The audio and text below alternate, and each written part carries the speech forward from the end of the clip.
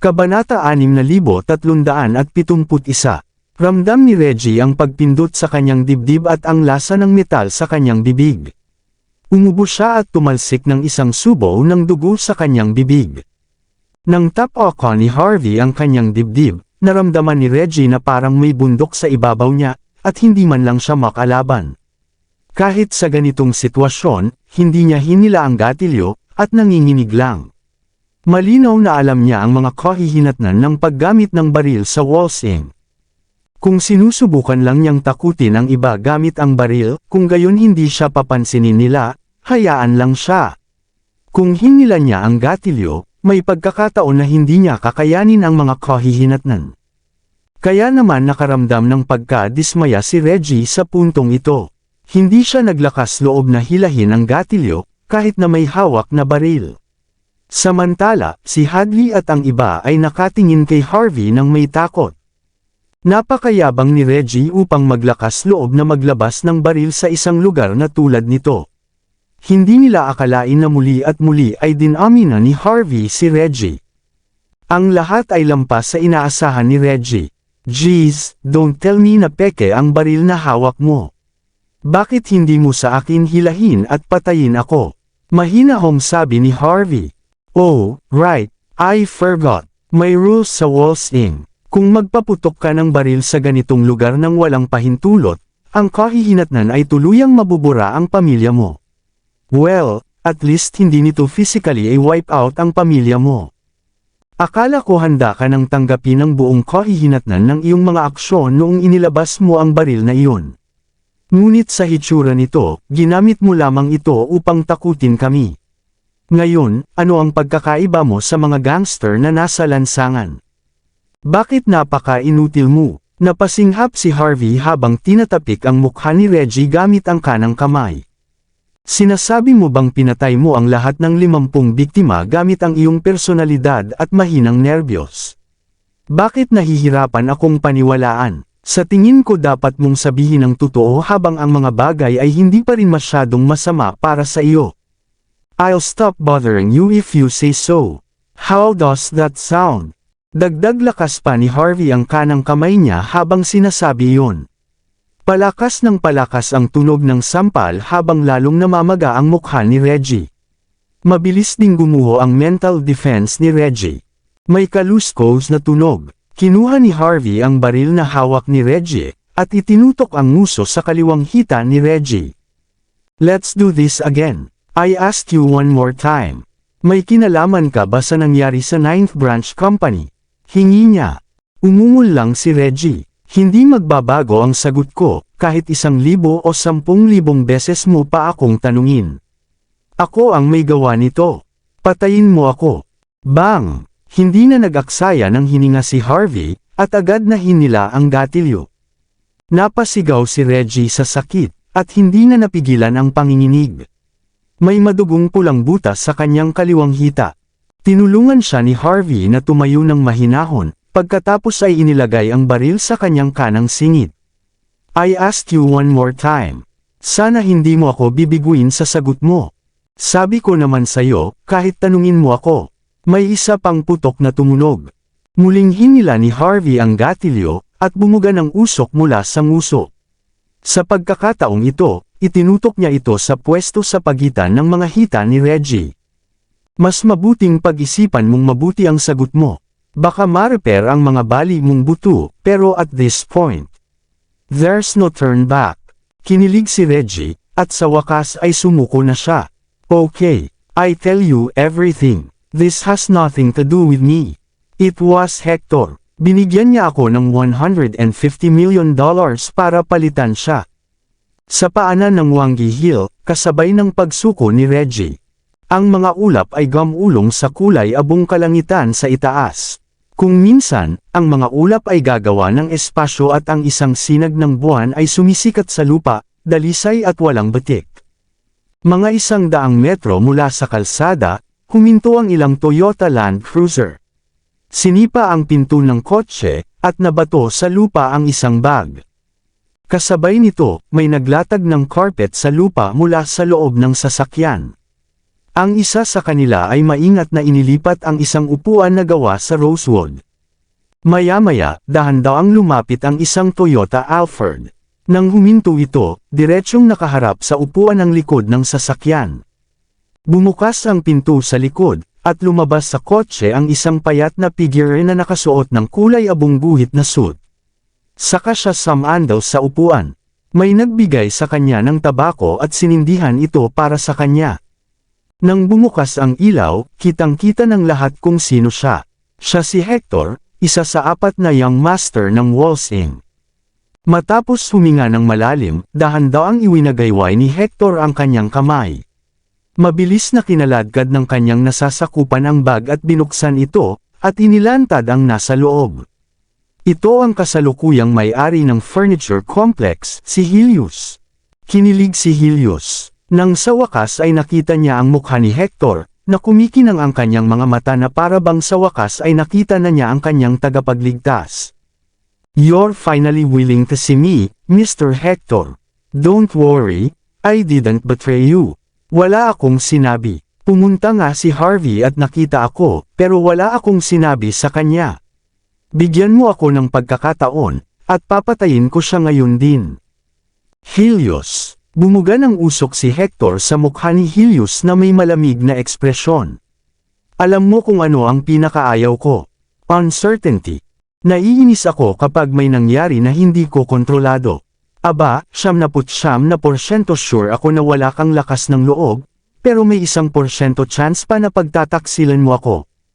Lalong kinilig si Helios. Hindi kita ipagkakanulo.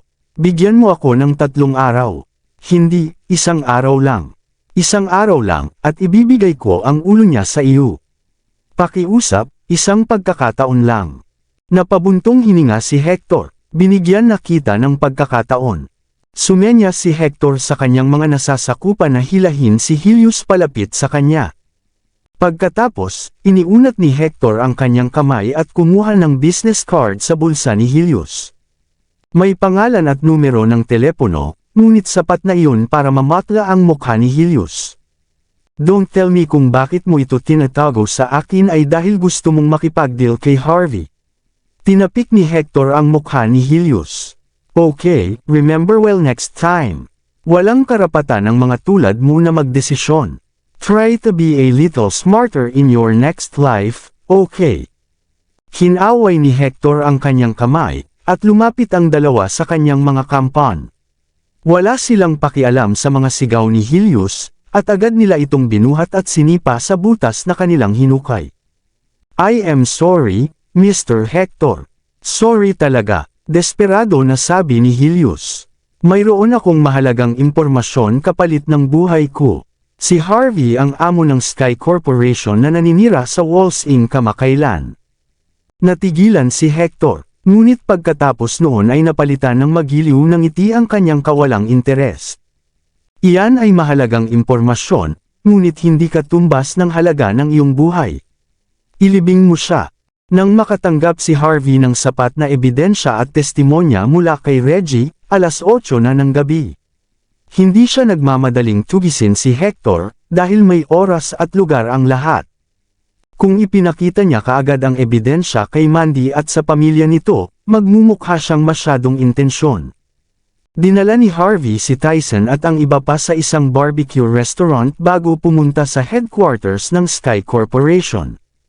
Dahil sa naunang sunog, nakahanap si Ivan ng bagong gusali ng opisina na magiging bagong punong tanggapan ng Sky Corporation.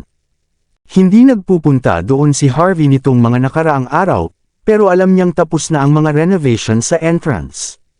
Pagkatapos mag-isip tungkol dito, nagpasya siyang magpadala ng ilan sa mga tauhan ni Tyson upang magpatrolya sa punong tanggapan upang pangasiwaan ang seguridad doon.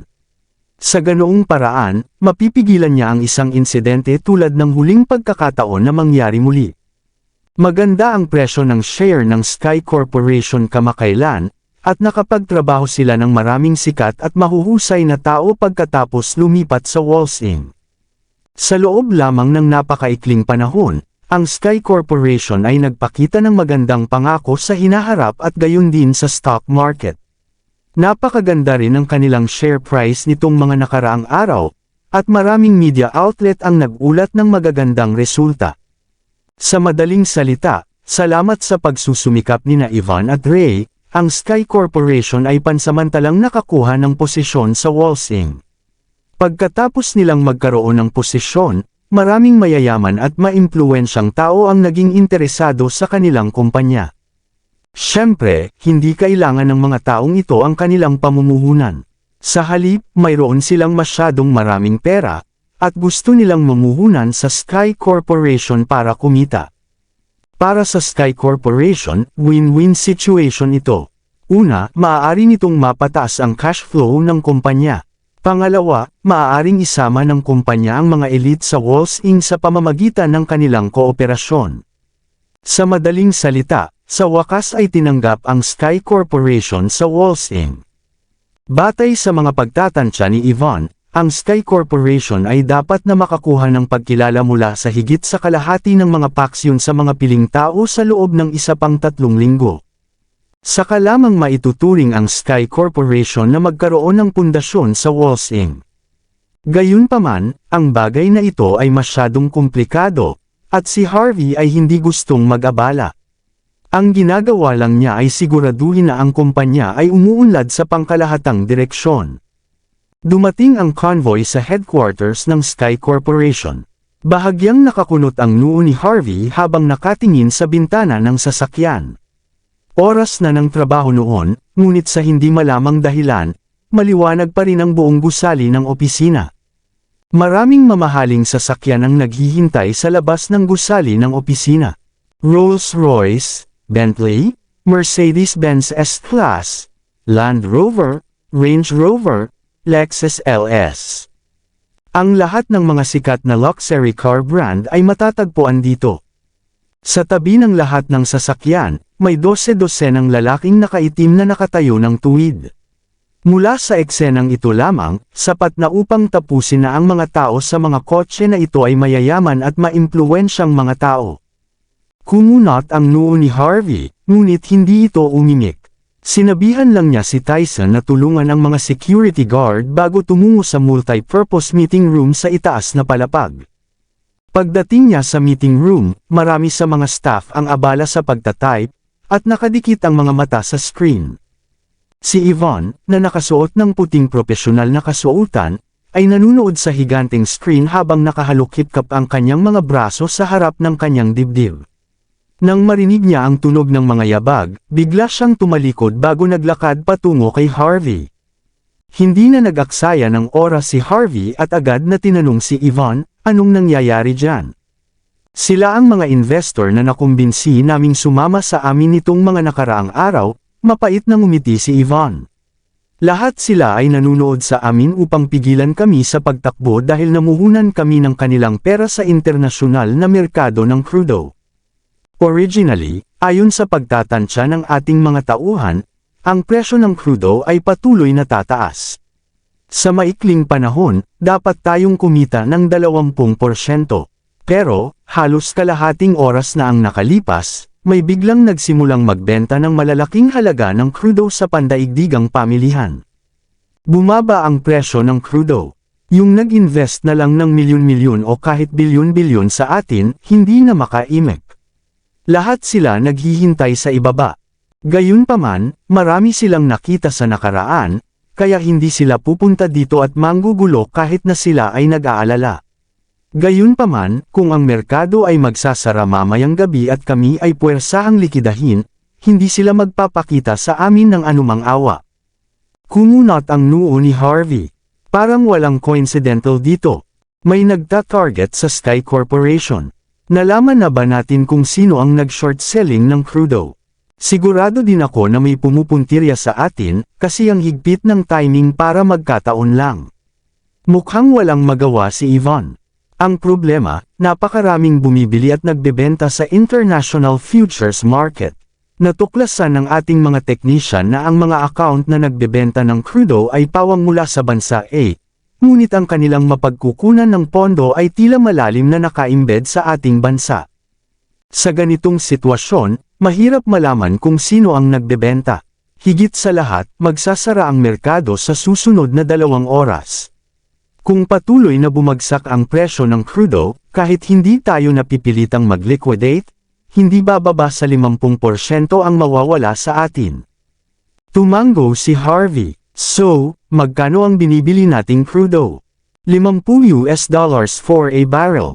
Pero ang kasalukuyang presyo ay umabot na sa $30 per barrel, at pabagsak pa rin ang presyo.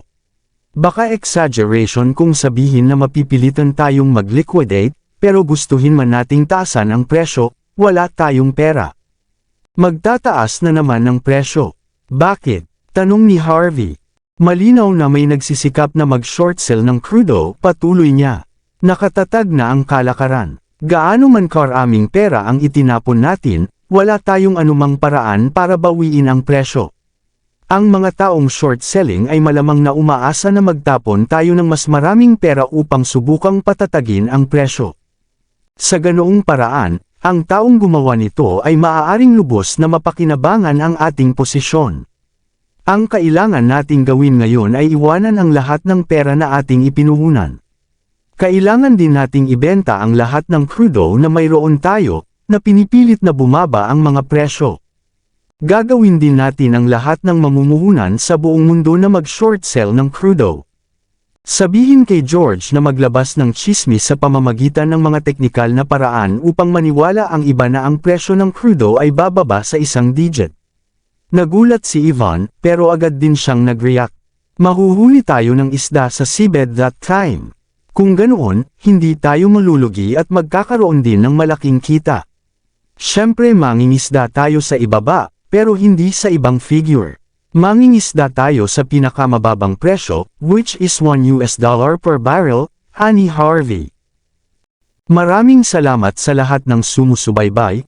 Please subscribe and follow my YouTube and Facebook channel, Filipino Novel. Maraming salamat po. Kabanata 6375. $1 para sa isang barriles. Paano ito posible? Laking gulat ni Ivan nang marinig ang proposed price ni Harvey. Hindi naman imposible. Kung tutuusin, sigurado akong aabot sa presyong ito, at baka mas mababa pa. Pero ilang minuto lang lalabas ang presyong ito, kahit 1 minuto lang. Ang kailangan nating gawin ay bilhin lahat ng crudo na nasa merkado sa loob ng 1 minutong iyon. Sa oras na iyon, oras na natin para matukoy ang presyo. Papataasan natin ang mga presyo hanggat gusto natin dahil ang lahat ng crudo sa merkado ay nasa atin, nakangiting sabi ni Harvey. Ginawang kita ang pagkalugi, di ba? Naintindihan naman ni Ivan ang pinaplano ni Harvey matapos itong isipin. Don't worry, gagawin ko ng maayos ang plano mo. Napangiti si Harvey. Yan ang gusto niya kay Ivan. Hindi siya nagdududa sa kanyang paghatol, at kikilos ayon sa kanyang kagustuhan hanggang sa wakas. Pagkatapos ay nagpadala siya ng ilang mga mensahe habang nakikipag-usap. Imposibleng mag-short sell siya sa merkado ng crudo sa pamamagitan lamang ng Sky Corporation. Kahit na ang mga short sellers na gustong sirain ang Sky Corporation ay hindi magagawa ito. Noong nasa Sword Camp si Harvey, nakilala niya ang malalaking pamilya na may stake sa pandaigdigang merkado ng crudo. Lahat sila ay may utang na loob sa kanya. Sa sandaling nagpadala siya ng mensahe, lahat sila ay tumugon at ang mga internasyonal na presyo ng crudo ay nagsimulang bumagsak pa. Pagtingin sa puting linya na parang may nahulog mula sa isang bangin, nagkibit balikat si Harvey at ibinigay lahat kay Ivan. Halos 1 oras lang sila. Malabong tumaas muli ang presyo ng crudo.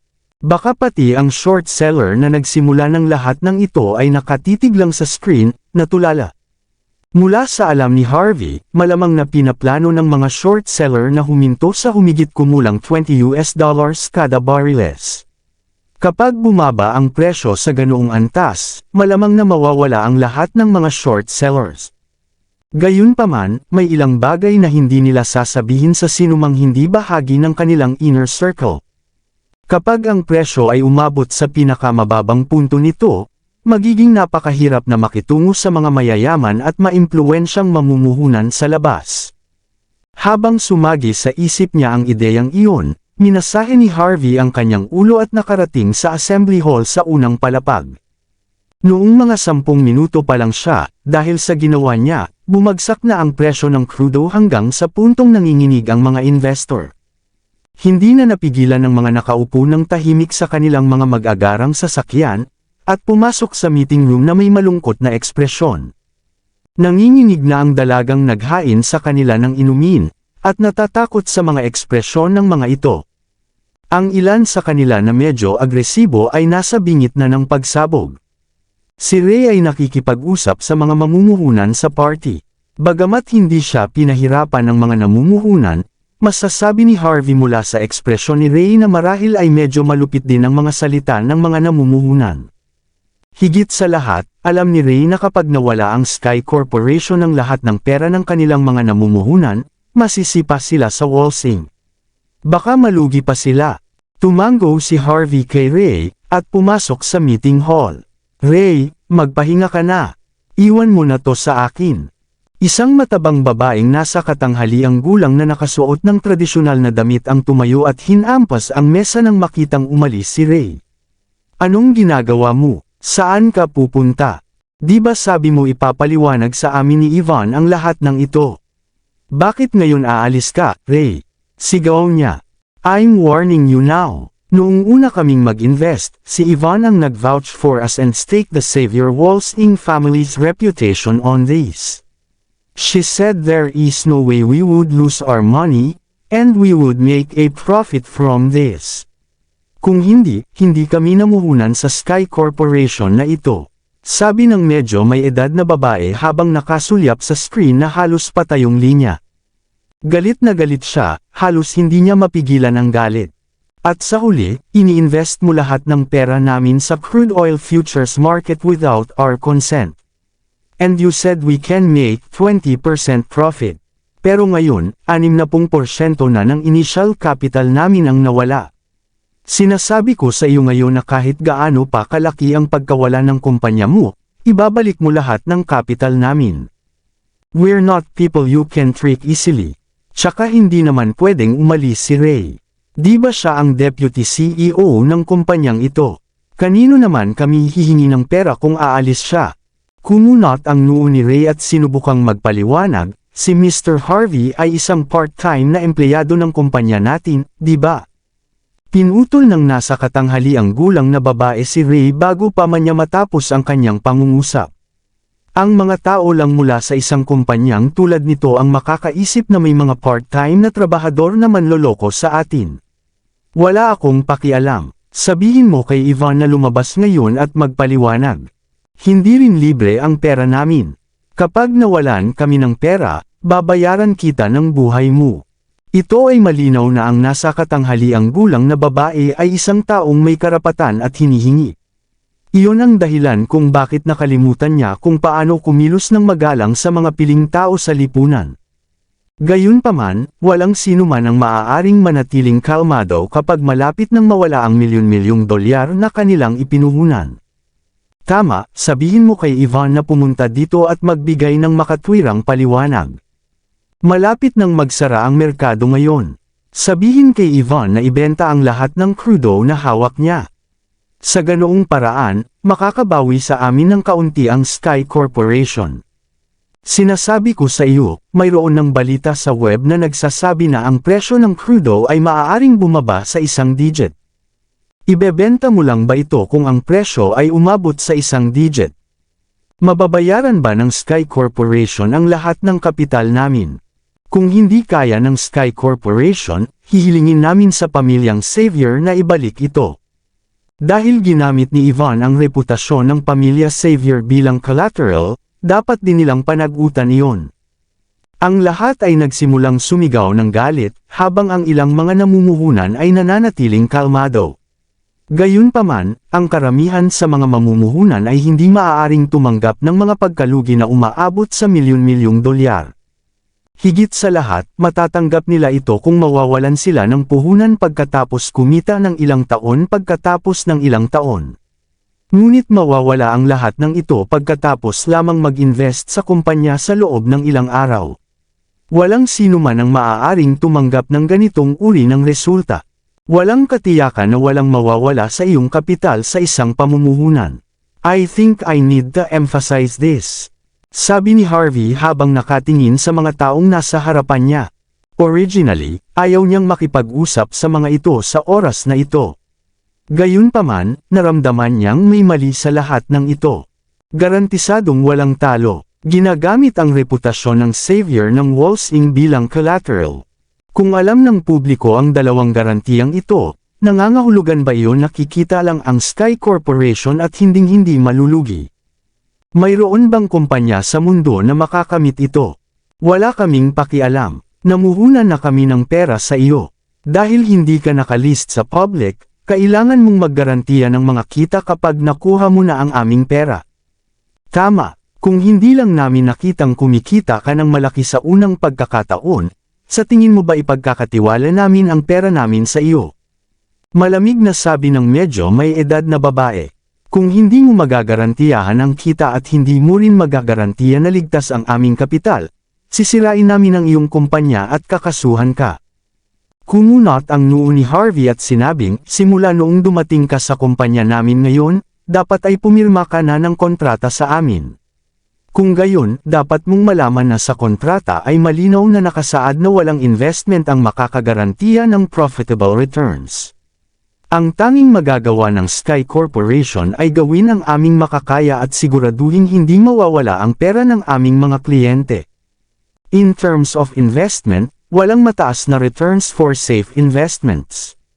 Investments with high returns usually have high risks also. Yan ang basics of investing. Don't tell me hindi mo naintindihan ang lahat ng ito bago mag-invest sa amin. Kung ganoon, let me offer you, ani Harvey. Kahit sino sa inyo ang magsisi, maaari mo nang bawiin ng buo ang kapital na ipinuhunan mo sa kumpanya. Gayunpaman, gaano man kalaki ang kikitain namin sa kasalukuyan sa mga pamumuhunan sa crudo, wala itong kinalaman sa iyo. At karagdagan, ang aming kumpanya ay e-blacklist ang iyong pangalan. Hindi na kami papayag na sumali ka sa mga pamumuhunan ng aming kumpanya. Galit na galit ang lahat ng investors nang marinig nila ang sinabi ni Harvey. Ano ang ibig mong sabihin sa pag-blacklist sa amin? Walang kinalaman sa amin ang mga kita na pumapasok. Naghinala lang kami sa investment rationale mo. This is completely your fault. Mawawalan ba kami ng puhunan kung hindi ka mag-iingat? Ibabalik mo ang aming kapital at e-blacklist mo kami. Sa tingin mo ba gusto ng lahat na mag-invest sa Sky Corporation? Kung hindi dahil ginamit ni Yvonne ang Savior family bilang collateral, sa tingin mo ba ay makakakuha ka ng anumang investment? Nagsimulang magkagulo ang babaeng nasa katanghaliang gulang at lahat, na para bang mawawalan sila ng pera. Pero nakalimutan nilang lahat nang pumirma sila sa kontrata. Paulit-ulit na binibigyang diin ng Sky Corporations na ang mga pamumuhunan ay may mga panganib at dapat silang maging maingat. Nako, bumaba na naman ang presyo ng crudo. Aabot ito sa isang digit sa lalong madaling panahon. Kinukuha ng mga pandaigdigang merkado ng futures ang ating pera. Biglang naghiyawan ang ilang taong nakatingin sa screen ng mga oras na iyon. Hindi na nakapagpigil ang babaeng nasa katanghaliang gulang at tumayo, I want my investment capital back. Sumasang-ayon kami kung ano man ang mangyari pagkatapos nito ay walang kinalaman sa amin. Handa kaming i-blacklist ang aming mga pangalan. Sinuri ni Ray ang mga numero, at 2/3 ng mga namumuhunan ang gustong ibalik ang kanilang pera. Nangangahulugan ito na nangangailangan ang Sky Corporation ng halos $1 bilyong para makaalis ang mga namumuhunan. Ibalik mo sa kanila ang pera nila, casual na iniabot ni Harvey kay Ray ang isang itim na card. I settle it with my personal funds first. Call some staff and do it quick. Malapit nang magsara ang futures market. Wala namang magandang may dudulot kung masyado tayong mabagal. Natigilan muna si Ray nang marinig ang sinabi ni Harvey. Pagkatapos, hindi siya nagdalawang isip at winigiwe ang kanyang kamay. Lahat ng umiiral na staff ay darating at ipoproseso ang refund ng customer. Kumpletuhin ang buong proseso sa loob ng kalahating oras. Halos kaagad, isang malaking grupo ng mga tauhan mula sa Sky Corporation ang nagtrabaho.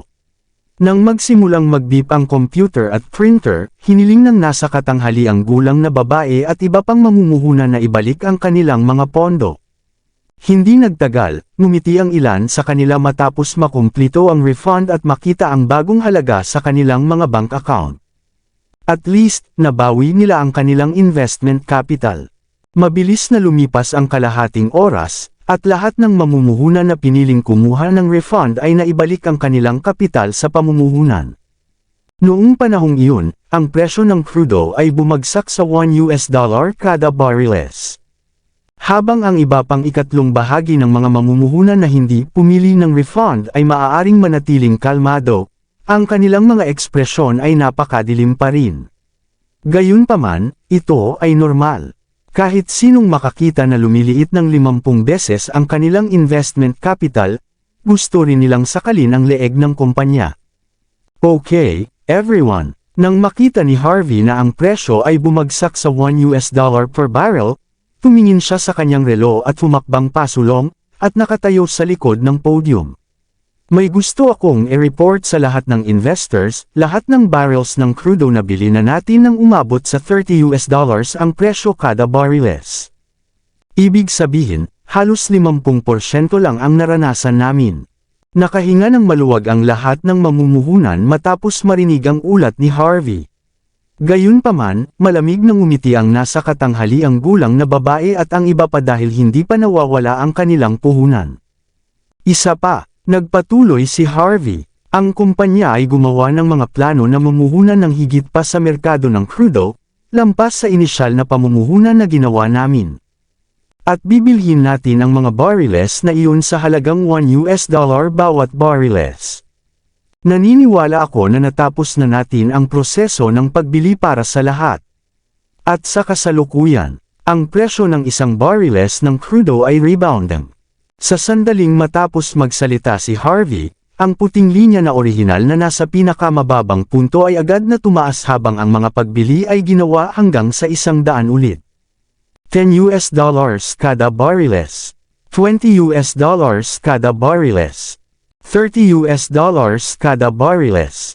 Sa loob ng 5 minuto, ang presyo ng crudo ay bumalik sa orihinal nitong presyo, katulad ng $50 kada bariles at patuloy na tumatag. Lahat ng nandoon ay nakatitig lang sa mga mata. Ang nasa katanghaliang gulang na babae at ang iba pa ay natigilan sa hindi makapaniwala. Gusto kong batiin ang mga namumuhunan na hindi humihingi ng refund ng iyong inisyal na kapital sa pamumuhunan, nakangiting sabi ni Harvey. Ang kanyang mga salita ay mahinahon ngunit sapat na upang durugan ang diwa ng isang tao. Kahit gaano kalaki ang na-invest mo sa amin, after the ups and downs, dapat 30 times ka nang nagbulsa ng tubo. Ibig sabihin, kung nag-invest ka ng 10 million sa amin, 300 million na ang tubo mo. Gusto mo mang dalhin ang iyong mga kita sa ibang pagkakataon o gusto mong ipagpatuloy ang paghirang sa aming kumpanya para mamuhunan para sa iyo? Tinitiyak ko sa iyo na malugod naming tinatanggap ang iyong suporta at gagawin namin ang aming makakaya upang gawin itong mas kumikita para sa lahat. Nang marinig nila ang sinabi ni Harvey, nagpalakpakan ang mga investor na hindi humingi ng refund. Dahil lahat sila ay nakakuha ng 30 beses ang tubo. Pagkatapos ng nangyari ngayon, malalaman na ang pangalang Sky Corporation. Biglang sumigaw ang medyo may edad na babae. Mga sinungaling. Lahat kayo sinungaling. Siguro na-anticipate mo na kung paano ang galaw ng presyo ng crudo. Kaya sinasadya mong sabihin na maibabalik ninyo lahat ng paunang puhunan namin. Gusto mong ibalik sa amin ang lahat ng pera namin para maibulsa mo ang mga tubo na nararapat sa amin. Histeryosong sigaw ng medyo may edad na babae dahil hindi niya matanggap ang mga nangyayari. Wala akong pakialam. Dapat ibalik mo ang 30 beses kung kita. Nagsimula ring magingay ang lahat ng iba pang mamumuhunan na bumawi sa kanilang paunang puhunan. Napuno ng panghihinayang at panlulumo ang kanilang isipan. Kung hindi sila humingi ng refund, makakakuha sila ng 30 beses sa tubo. Isang beses lang ito ay sapat na para maging malaya sila sa pananalapi. Gayunpaman dahil kakapirma pa lang nila ng kontrata at naibalik na ng Sky Corporation ang kanilang inisyal na puhunan, Ang lahat ng mga kita na ito ay wala ng kinalaman sa kanila. Para silang mga sugarol na nakikita ang kanilang sarili na nawawalan ng pagkakataong maka-jackpot ng isang numero. Ang pakiramdam ay sapat na kakilakilabot upang gawin silang magkaroon ng mga saloobin ng pagpapakamatay. Nakatayo doon si Harvey habang nasa likod ang mga kamay at walang pakialam na sinabi. Ikaw ang gustong maibalik ngayon ang iyong paunang puhunan. Ikaw rin ang gustong kumita. Hindi mo gustong makipagsapalaran ngunit gusto mo ng mataas na kita. Walang katulad nito sa mundo. Kung meron, bakit hindi mo sinabi sa akin? I will invest in it din. Regarding these profits, even if I am willing to share them to you, our esteemed clients will not agree to it. So please, go away. Pagkatapos, inilahad ni Harvey ang kanyang kamay, hiniling na umalis sila bago umalis sa podium habang nasa likod ang kanyang mga kamay. Gayunpaman, ang pagiging mapanindigan ni Harvey ay lalo lamang nahirapan ang nasa katanghaliang gulang na babae at ang iba pa. Ang ilan ay nagsimulang tumawag upang magreklamo, ang ilan ay tumawag sa media, at ang ilan ay gumawa pa ng mga video at inilagay ang mga ito sa internet. Lahat sila ay ganap na hindi makatwiran at galit sa parehong oras. Sa kasamaang palad, lahat ng kanilang ginawa ay walang kabuluhan. Hindi lamang pumirma si Harvey ng isang kontrata para mag-refund bago tumaas ang mga presyo at ibalik ito sa lalong madaling panahon, ngunit ang kakayahan ng kumpanya na ibalik ang mga bagay sa pamamagitan ng kakayahang mahulaan ang mga paggalaw ng presyo ng krudo lamang ay sapat na upang panatilihin ang kumpanya sa mga headline ng balita sa loob ng ilang araw. Hindi banggitin na ang mga namumuhunan na nakinabang dito ay hindi papayag na ang mga nasa katanghaliang gulang na kababaihan at iba pa ay masira ang reputasyon ng kumpanya. Kapag ibinulsa nila ang tubo, nasa iisang bangka na sila ng Sky Corporation. Sa gitna ng kaguluhan, sa wakas ay lumitaw si Yvonne at 12-dosenang mga security officer. Nagdala si Tyson ng mga security guys, na lahat ay mapagkakatiwalaan. Nang makita ang kaguluhan sa kanyang harapan, napasimangot si Yvonne at agad na lumapit sa medyo may edad na babae.